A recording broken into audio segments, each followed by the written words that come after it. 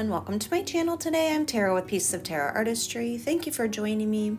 It's been a couple of weeks since I've posted a video and I've been out of town. I had a vacation, family vacation, and so I'm back and I wanted to share this piece. I've actually wanted to share it for quite some time. It is a piece that I did for Massey Art Studio, Lee and Jeremy there, and they actually commissioned this piece, and you guys have probably seen it on Facebook, but I wanted to share the video because in this one there's a couple of different things that I share with you that I've not shared in previous videos, kind of with a similar technique. Number one, this very first one here that I do, that you're seeing now, gets scraped because I didn't like how the pearls were forming.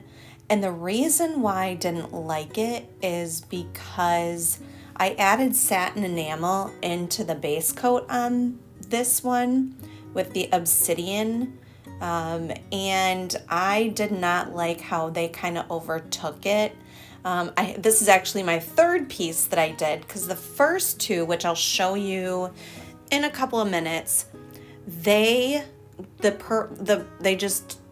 took over. There was like no black distinction where a pearl should be. So I did go ahead, I scraped that one, and I added in, I took away the satin enamel and I just let this one develop without satin enamel. So the Obsidian by itself, which is a DecoArt Extreme Sheen, it will actually create pearls naturally without any satin enamel in it. And you can see there's already that black is staying more true. And I will have some black negative space in this one. So I did two of them. I am only going to show you the pearls on this one just because I felt like you didn't need to see both of them. But you can see that the pearls are developing more like pearls and not like blobs, basically. So I just wanted to share that with you first of all. That was my first thing I wanted to share.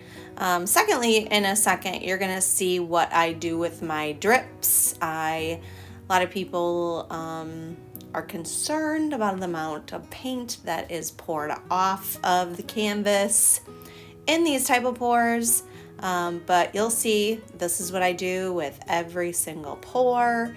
I will scrape up all of the paint left on my canvas or on my table, and I scrape it into a bucket with a lid, and I will use this as a base coat in another pour. So stay tuned. This base coat is sitting on my shelf right now. Okay, so you can see this is the first ones I did that the Obsidian took over and there was no black negative space really left. So I let those dry.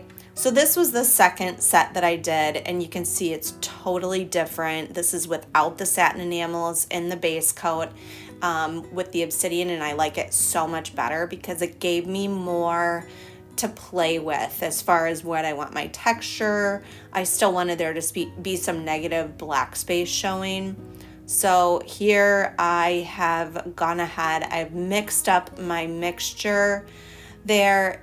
The mixture is Golden Extra Heavy Molding Paste, or it's a modeling paste, that's an interchangeable term, mixed with Carbon Black from Golden Fluids.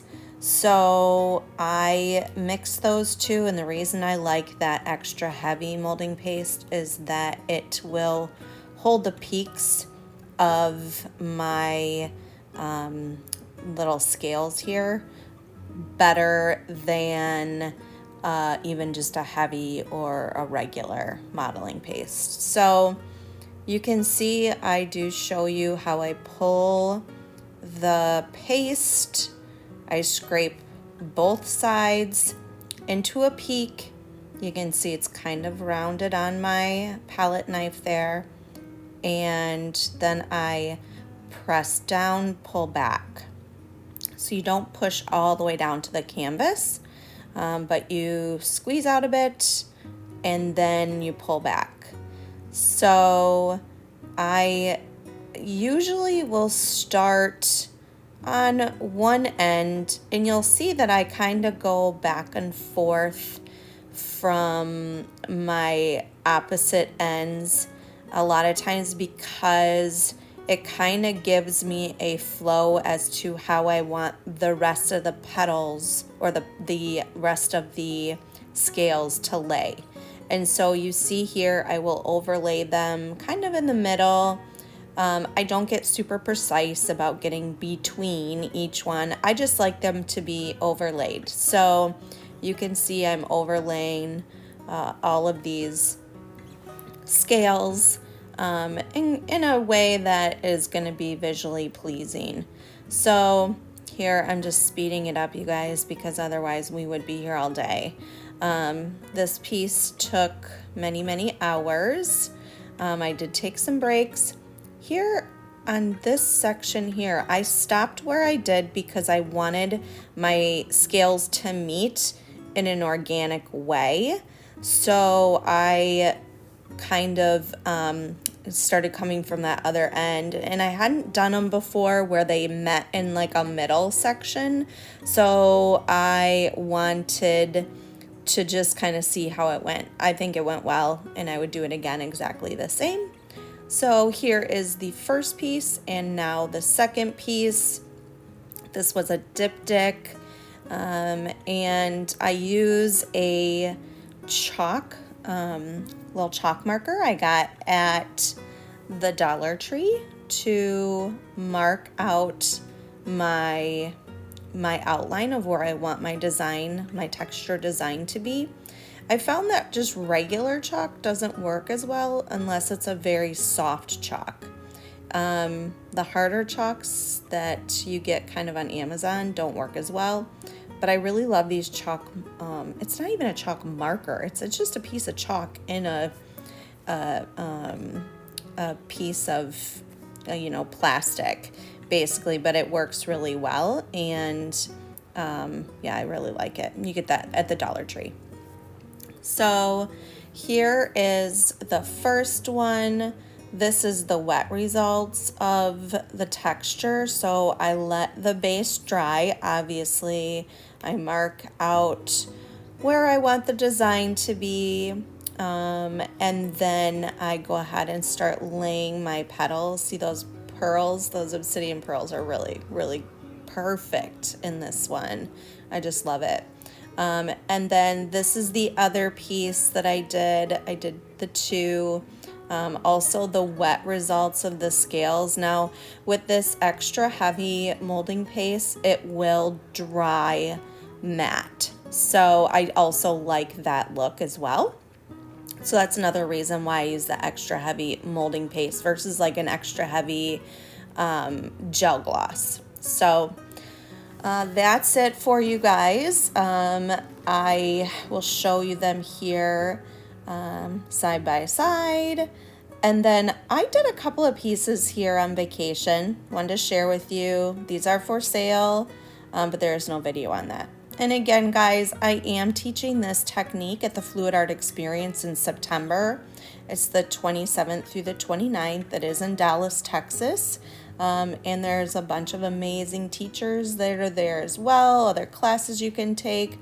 But yeah, I will be teaching this technique, and I really hope to share it with you guys in that class, share some of my tips. It's one thing to see these things on YouTube, but another thing to actually practice them in person and see them done in person. So yeah, that I do suggest it, and I know that this past FAE, my students really loved having the opportunity to do it in person as well.